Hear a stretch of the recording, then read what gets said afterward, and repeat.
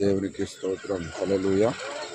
ప్రియమైనటువంటి సహోదర సహోదరులకు నా హృదయపూర్వక వందనాలు. ఈ సమయంలో చేలో కట్టబోతున్న మందిర నిర్మాణం దగ్గర ఉన్నాం.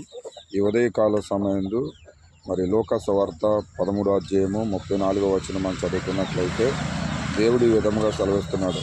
కోడి తన పిల్లలను తన రెక్కల చోటున కాచి కాపాడి భద్రపరిచినట్లు మిమ్ములను నేను కాచి కాపాడి భద్రపరిచి ఉన్నానని సెలవిస్తూ ఉన్నాడు. ఈ రోజున చూడండి, ఇక్కడ మనం జ్ఞాపకం చేసుకున్నట్లయితే కోడి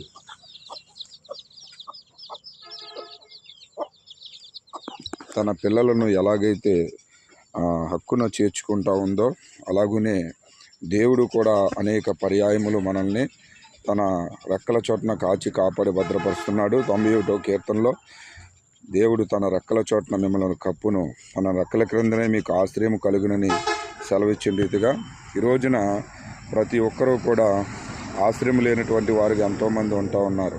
అయితే దేవుడు మహాకృపను బట్టి కోడి తన పిల్లలను తన రెక్కల చోటున దాచినట్లుగా మనల్ని ఉదయము, సాయంకాలము, రాత్రి, ఉదయం ప్రారంభం మొదలుకొని రాత్రి పండుకునే వరకు కూడా తన రెక్కల చోటున కాచి కాపాడి భద్రపరుస్తున్నటువంటి దేవునికి ఏమిచ్చినా ఆయన రుణం మనం తీర్చుకోలేము. కాబట్టి ప్రియ సహోదరి సహోదరులారా, ఈ ఉదయకాల సమయంలో దేవుడు మనందరినీ ఆయన తన రెక్కల చోటున కోడి ఎలాగైతే తన పిల్లలను రెక్కల చోటున భద్రపరుస్తుందో అలాగున మనల్ని కూడా కాచి కాపాడి భద్రపరుస్తున్నాడు. కాబట్టి ప్రతి ఒక్కరు కూడా దేవుని యందు విశ్వాసం ఉంచి అంటే అక్కడి కొరకు సిద్ధపడవలసిందిగా ప్రభు పెడుకొచ్చున్నాం. దేవునికి స్తోత్రం. అందరికీ వందనాలు.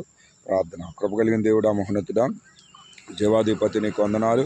ప్రతి బిడ్డను కూడా దీవించండి, ఆశీర్వదించండి. కోడి తన పిల్లలను తన రెక్కల చోటున కాచి కాపాడి భద్రపరిచినట్లుగా మమ్మల్ని అందరినీ కాచి కాపాడి భద్రపరచుకోమని యేసు నామములో అడుగుచున్నాం తండ్రి. ఆమేన్.